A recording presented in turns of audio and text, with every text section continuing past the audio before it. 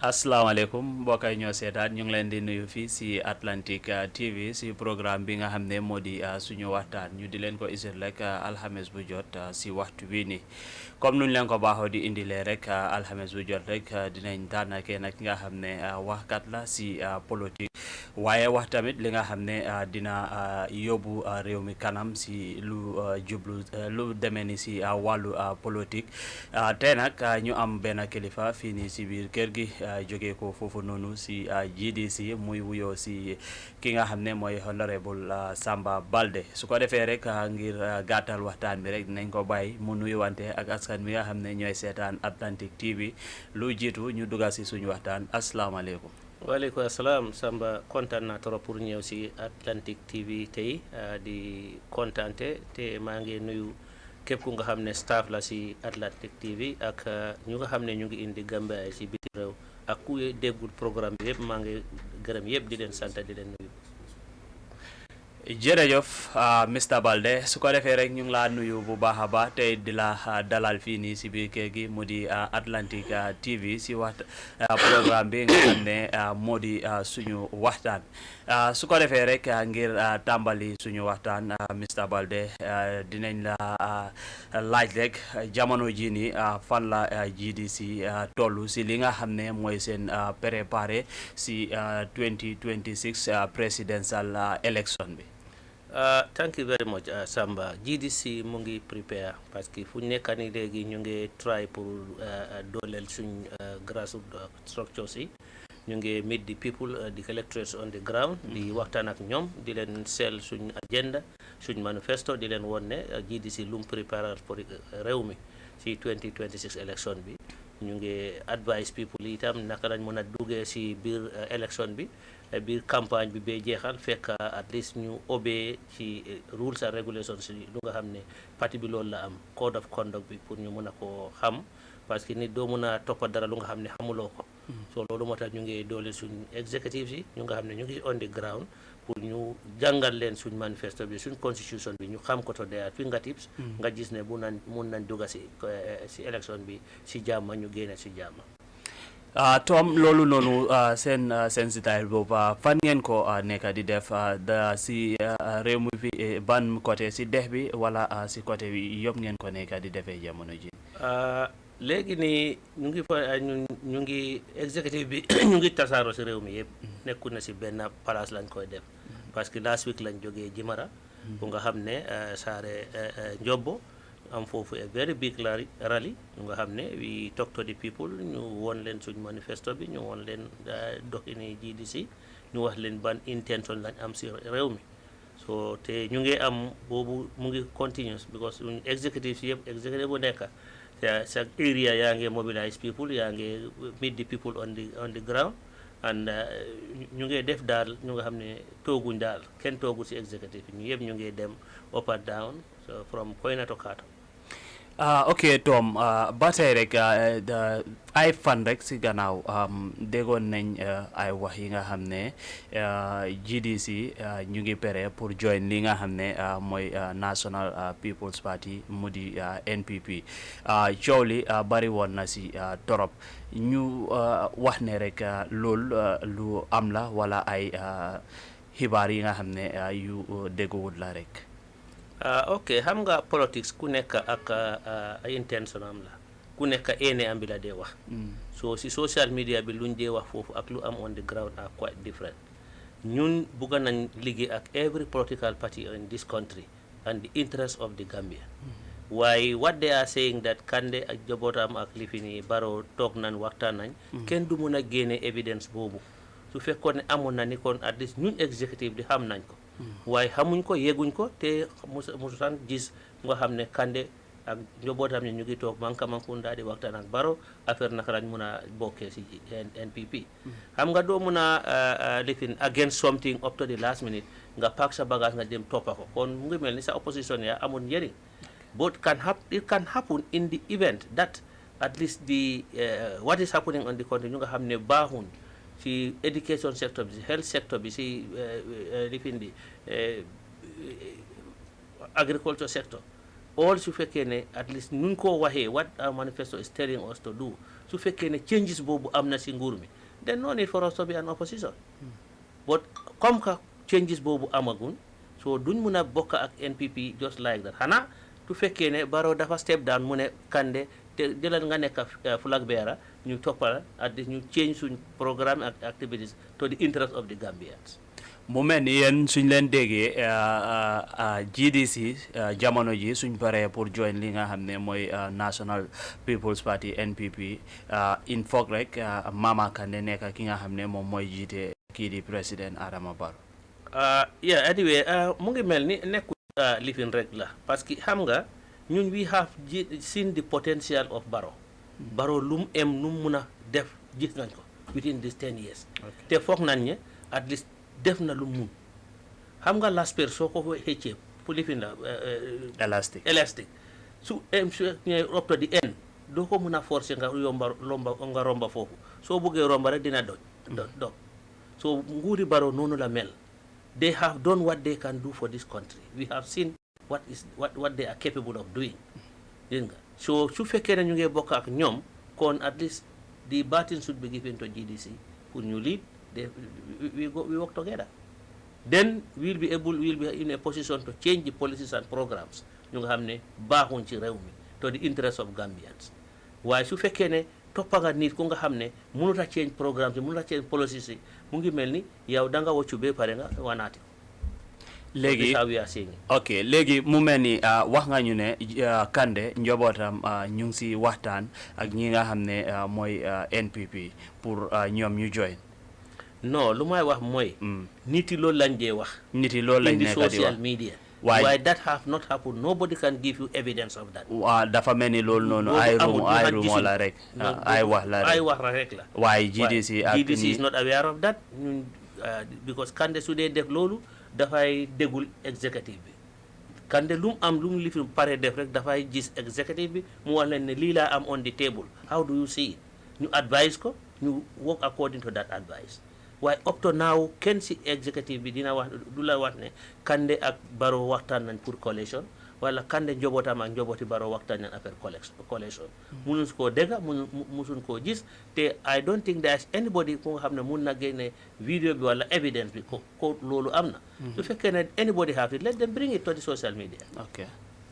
ok léegi yéen comme que wax nga ñu ne loolu nekkul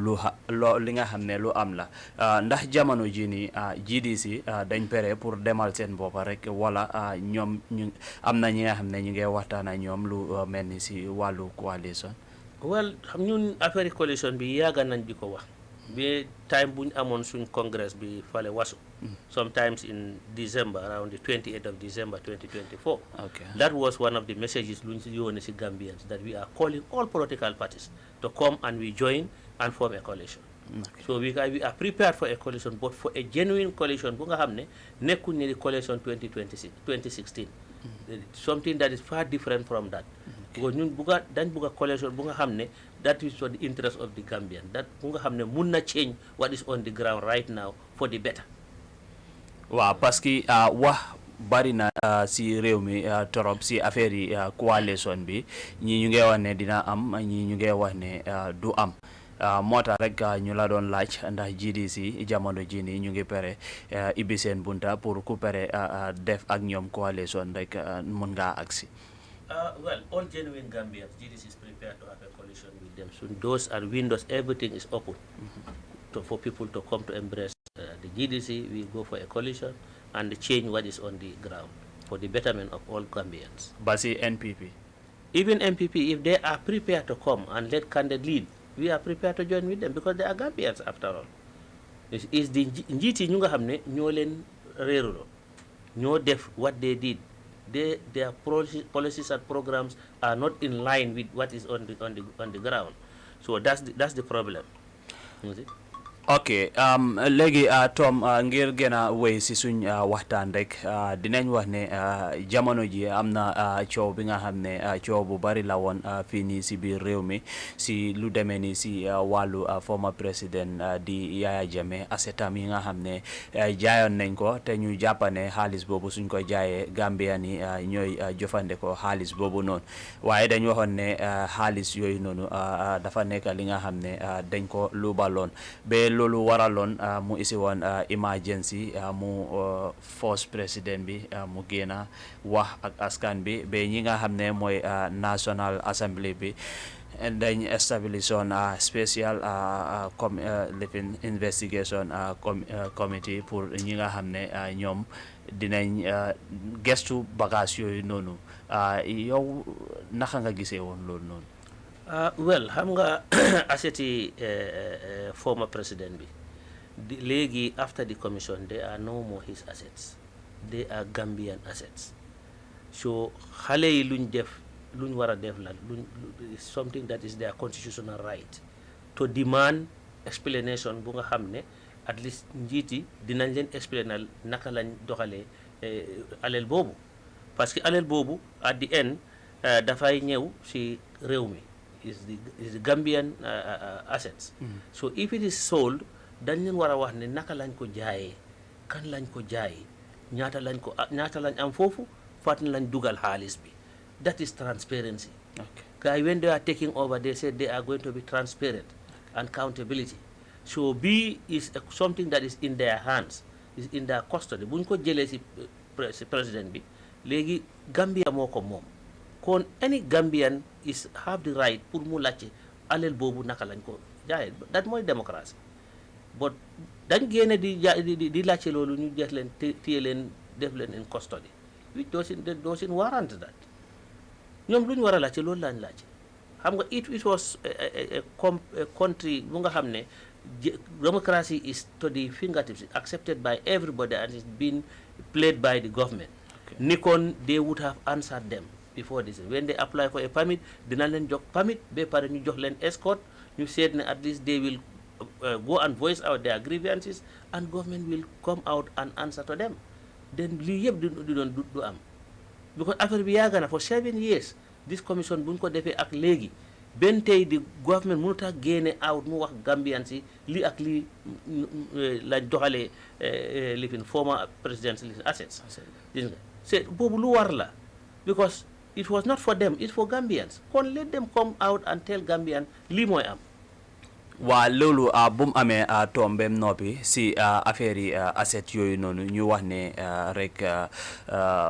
dañ ko jaay waaye mujjee bi président bi bu mu waxee ba report si génna yu njëkk a génna gis nañ lu ñu wax ne loolu lañ jaayee li nga xam ne moo nekkoon moto yooyu noonu mu di ay 5000 12000 75000 si moto yi nga xam ne mu ngi jar let's say ay millions of dollars yi yow loolu ba tey rek naka nga ko jàngatee. loolu xam nga ñu nga xam ne dañ ko jaay at least dañ war a wane nit yi di correct documentation luñ jaay parce que ñu ngi déggal ñu nga xam ne oto bu nga xam ne is about 3 million di ko jaay 20000 oto 5000 what is on hard one cannot imagine that is unimaginable. waaye su fekkoon ne correct documentation am nañ ko ni kon nit yi duñ have any doubt about what have happened oto diw lifin oto bi lii la jar lii lañ ko jaay lii lañ fa am parce que ñu ne lifin la dañ ko waaw so if it was cost because they will not say that anybody whatever you bring nga dem jël rek jëm it should not be done like that if it is not shared among them dañ ko jaay kon at least a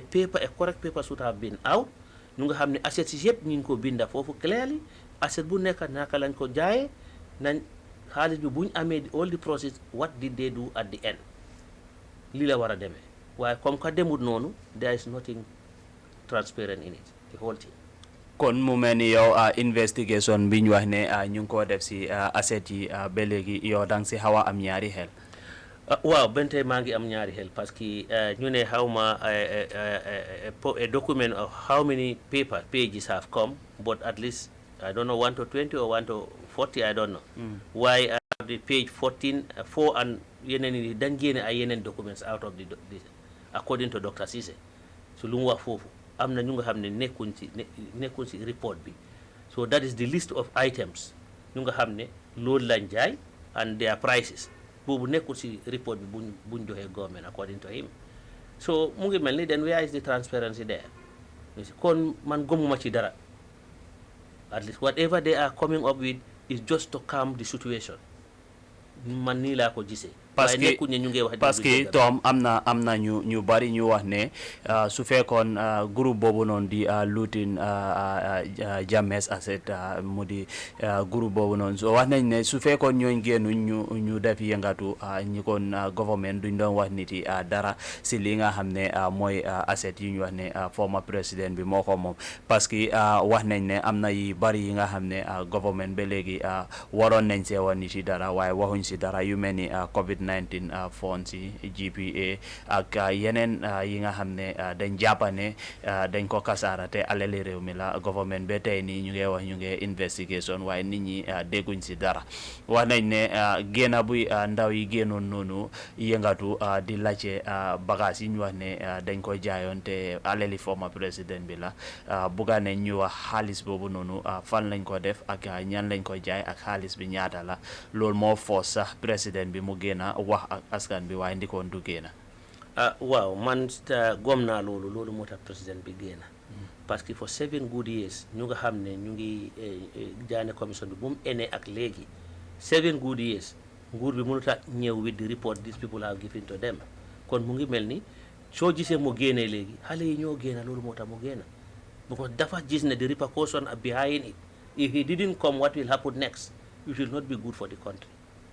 So fear boobu la am loolu moo tax mu génna pour mu mun a ñambaas dara wax nit yi pour dalal seen xel ñun noonu lañ ko gisee waaye nekkuñu ñu nga xam ne dëgg la lu mu wax loolu la waaye at least dafa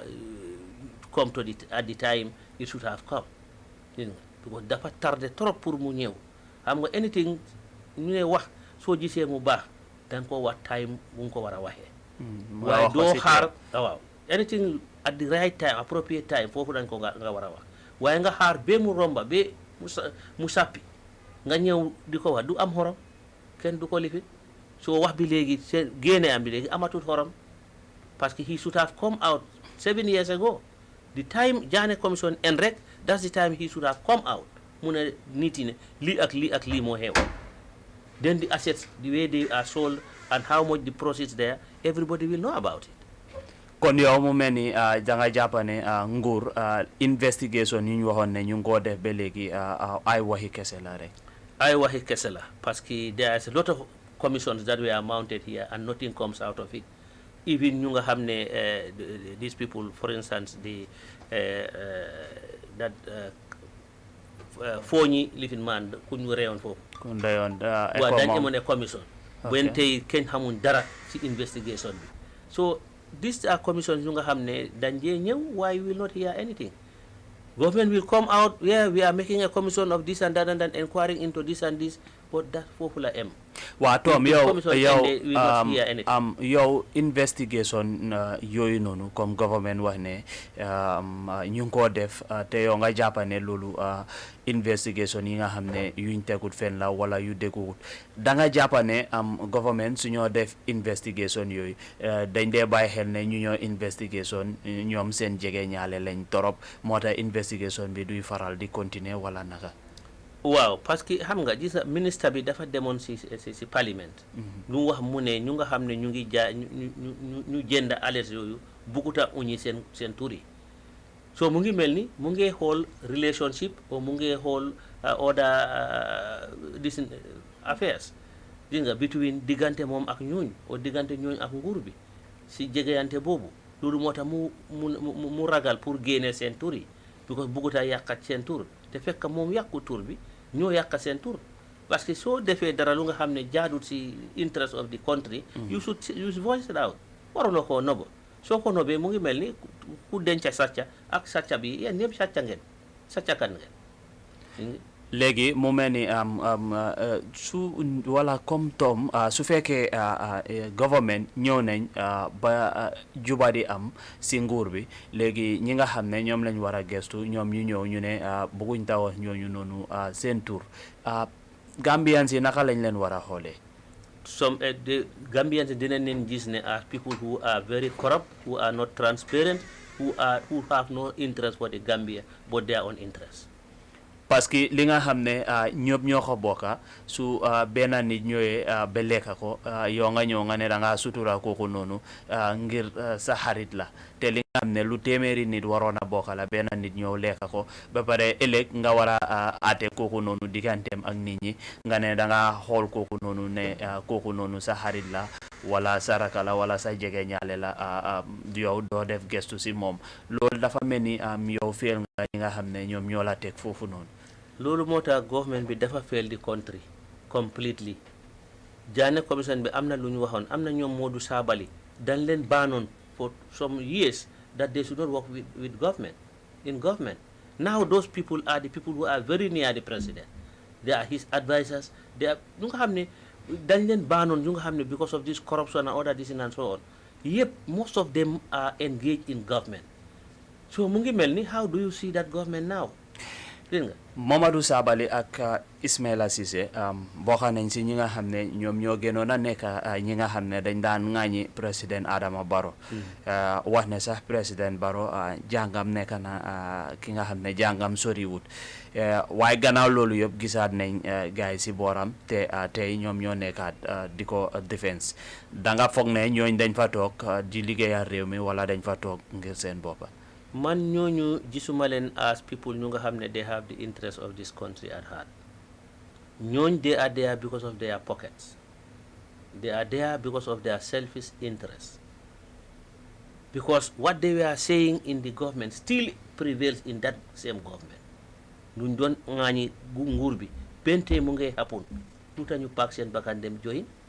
bokka mu ngi mel ni what they are saying if you cannot change a system join the system. ñoom noonu nañ ko gisee ñoom gis nañ ne duñ ko mën a ceeñ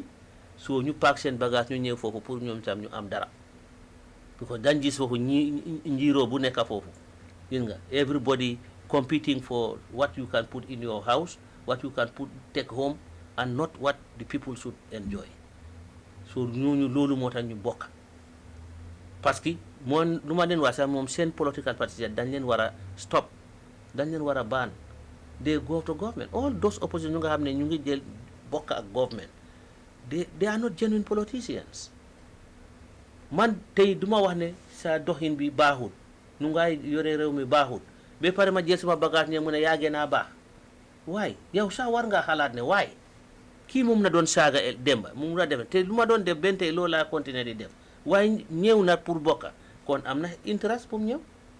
he came for his own interest. dégg nañ Mamadou Sabally mu wax ne moom bi moo nekk si parti boobu nga xam ne mooy United Democratic Party mu di UDP moom bi moo nekk foofu noonu wax yi nga xam ne moom lañ doon wax di ko jomale si président Adama Barrow yëpp nekkutoon wax yi nga xam ne lu am la ba tax nag loolu mu ne loolu bu mu amee moom bu mu demee si président Adama Barrow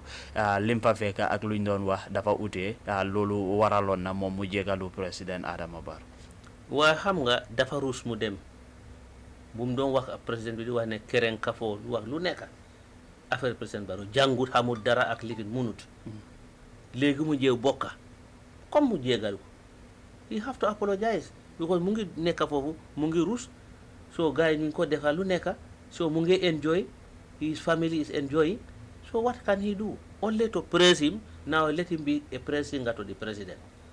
You see? Loolu moo tax mu dem foofu waaye lu mu doon wax ne mu ngi jégal pour his own interest and not the interest of Gambians because what he was saying about the government and he is still there trying to mislead the government more. 2016 ba tey 2025 naka nga gisee nguuri Adama Barrow. I have seen no change there. Ñu nga xam ne is to the interest of this country because soo xoolee si education sector bi here most of the people even léegi college wala university doo fa mën a jàng amuloo xaalis gis nga all these things we are free you go to college ngay jàng di la fay you go to university you have free education nga jàng ba nga jeexal nga ñëw liggéey si réew mi waaye léegi loolu yëpp amaatut look at suñ hospitals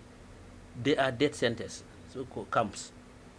kuy dem foofu rek sa nit ñu ngi xalaat ndax di nga delloo waaye doo delloo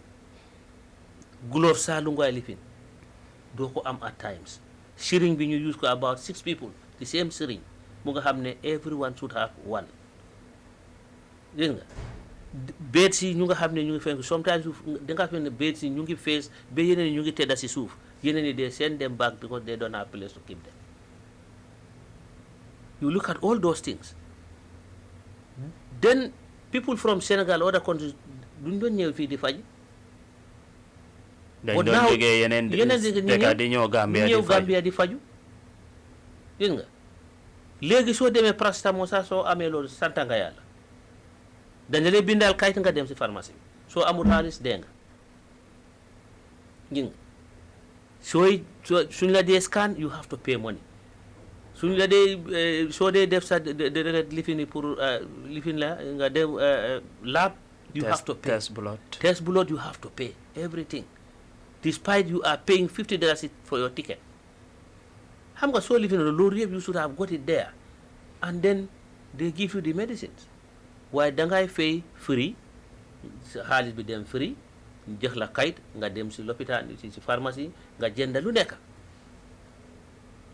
So there is no change. There is nothing. What Gambians are not enjoying. Agriculture be holland. Maalo bi when he was coming it was how much a bag of rice. 1,000 was you are able to get it. 950 you are able to get it. Léegi you have to pull out about 2,000 plus to get a bag of rice. ñu nga xam ne just 50 kilos. Big families ñu nga xam ne you have about 20 people, 21 people to feed. Every month you have to buy about 3 bags of rice. Boobu foo lee amee xaalis boobu nga seet fay nit yi duñ dee am. léegi Tom yow lan nga foog ne jamono ci ni government loolu la gaay war a gën a bàyyi xel fii nii si biir réew mi. Government bi lu ñu war a bàyyi xel mooy at least the interest of Gambians ñu nga xam ne both education both health both agriculture xam nga a hungry man is an angry man. We have enough land here, we have the waters are here. It's a matter of changing the system of agriculture. Then we'll get what we want in the country. When people will be able to buy rice, it will be affordable. Then they will dinañ mun a dem si lopitaan yi ñu faju.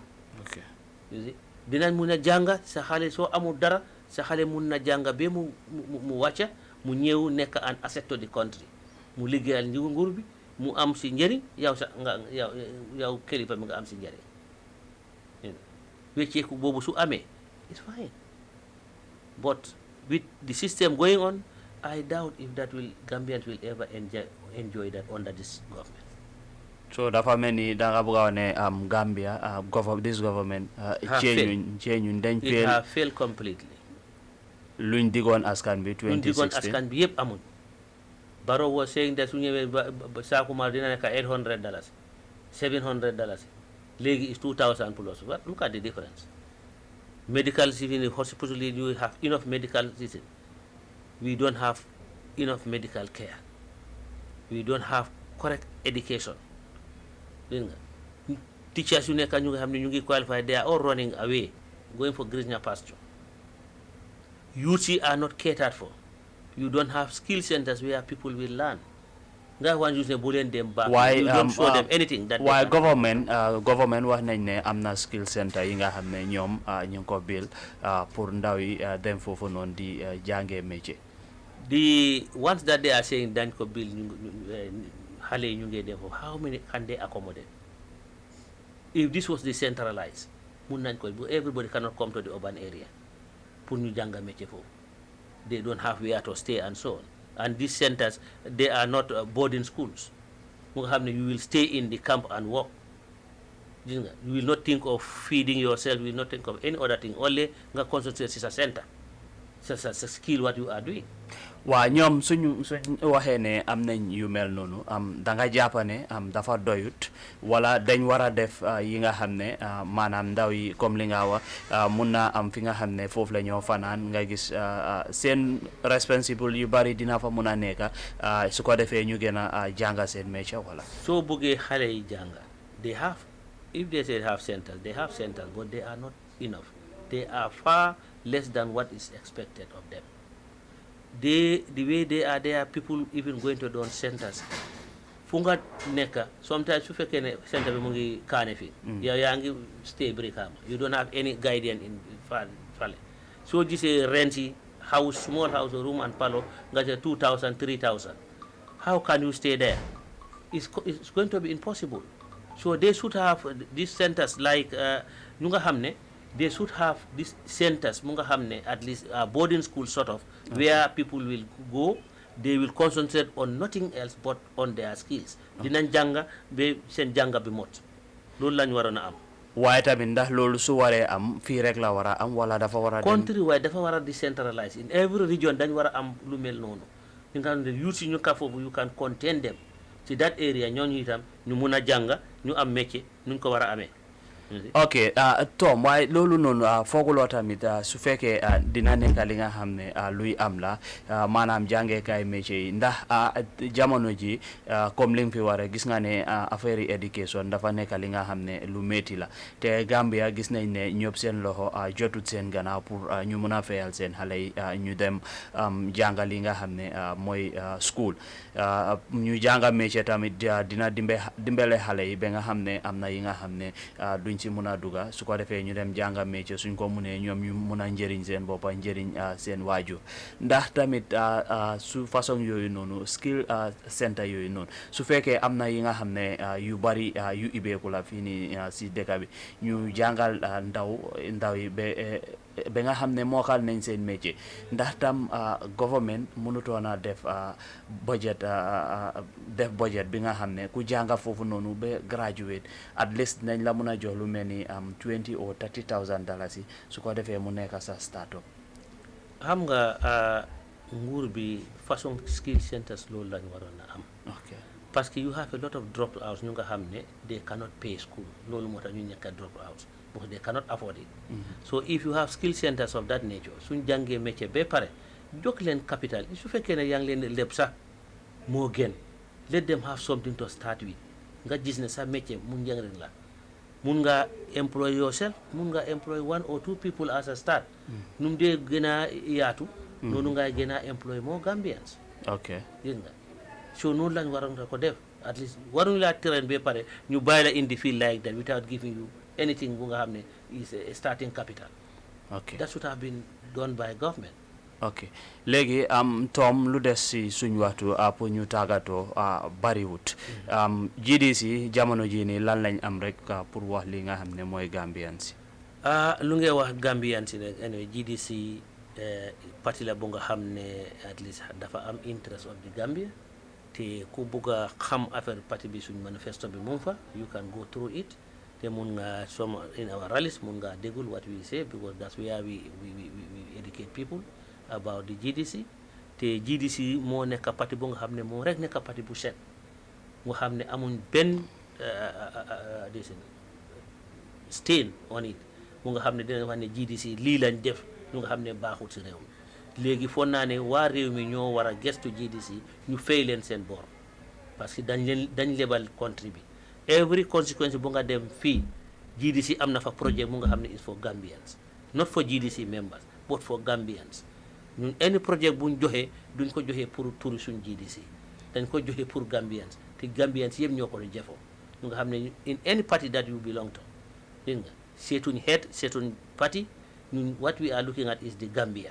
Now let Gambians see what we are saying and what we have done su fekkee ne déggal la am na luñ def njëriñ na réew mi den kon gars yi dañ war ñu fer kande bor at least ñu ñëw votal ko 2026. ok maanaam jamono ji ni wax nga ne rek Gambian si war nañoo fay ñi nga xam ne ñooy GDC bor waaye tamit Tom ñëpp xam nañ ne lii di incumbent neexut a génne lu tax neexut a génne ñoom ñoo ëppa opposition xaalis ba pare ñoo leen gën a nekk in a good position ndax tamit opposition yi si réew mi ñu ngi bàyyi xel jamono ji ni waaw ñu ngi bàyyi xel loolu parce que soo gisee soo demee ñu ngi dem round country waaye incumbent bi doo dégga mu ngi jox sujeer mu ngi jox maalo wala mu ngi def dara fan yi gaa dinañ xaar ba 2026 su jotee ñu génnee di joxe xaalis di joxe maaro di joxe lu nekk pour bribe people xam nga an angry man soo ko joxee dara you are compelling that man to vote for you gaa yi loolu lañ dee def te boobu baaxul the electoral reform should be done mu nga xam ne such things at least is against the law dégg nga you can give out just right now you are not on campaign mun ngaa joxe lu dara lu nekk mun ngaa joxe any project waaye doo xaar ba nga dugg si campagne bi nga soog a yóbbu lifi ni di bribe people and so on boobu baaxul si réew mi so Gambian lii lañ waroon a bàyyi xel. ok Tom comme loolu la ñu mayoon rek si waxtu su ko defee rek dama laa bàyyi nga tàggatoo rek ak ñi nga xam ne ñooy seetaan Atlantic TV.